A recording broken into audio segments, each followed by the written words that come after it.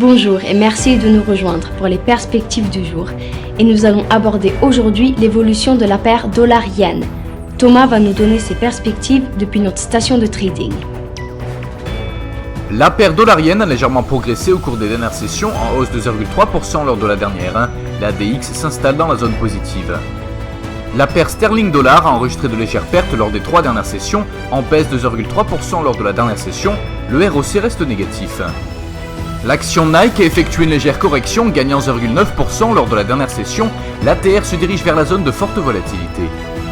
La paire euro-dollar a affiché une dépréciation constante au cours des dernières sessions en baisse de 1,1%. Le RSI donne un signal négatif.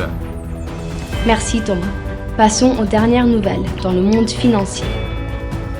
Snapchat a ajouté plus d'utilisateurs pour un deuxième trimestre consécutif et a battu les estimations des analystes en termes de chiffre d'affaires, grignotant davantage le monopole de Facebook sur les stories.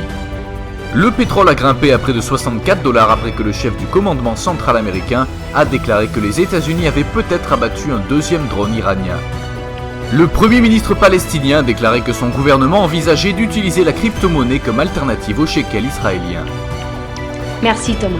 Tout de suite, les événements économiques majeurs d'aujourd'hui.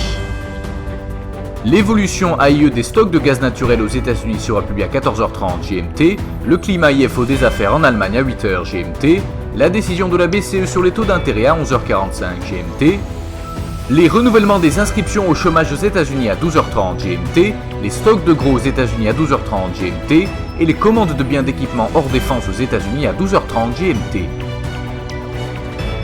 Nous espérons que vous avez apprécié nos perspectives du marché d'aujourd'hui.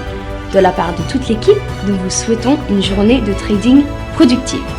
N'oubliez pas de vous connecter demain matin pour tous les événements et les dernières nouvelles sur les marchés financiers.